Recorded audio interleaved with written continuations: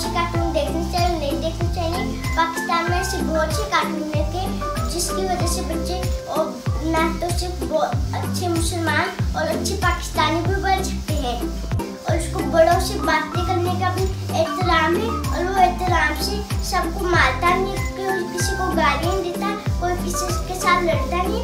Guys, जब मैंने आपको उसकी वो कार्टून के बारे में बता दिया, मैं उसके फैमिली मेंबर्स का बताऊंगा। एक है मुराद भाई, एक है जान, एक है उसके बाबा, एक है मरियम उसकी छोटी बहन, और एक है उसकी मम्मा, और एक है उसकी दादी। गाइस, मैंने आपको उसके फैमिली मेंबर्स का बता दिया, मैं आपको उसके दोस्तों का बताऊंगा।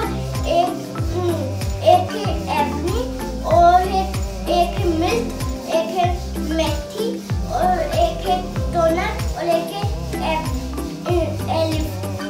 दोस्तों, आपने यूट्यूब पे जाने, आपने जान कार्टून सर्च कर लें, उसकी आपको बहुत सी सीरीज मिलेंगी और एपिसोड्स मिलेंगी।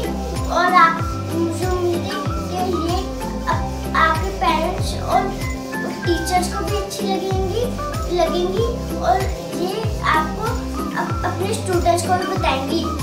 दोस्तों, मुझे उम्मीद है कि आपको ये वीडियो अच्छी लगेगी। मिलते हैं नेक्स्ट वीडियो में, तब तक के लिए अल्लाह हाफिज़।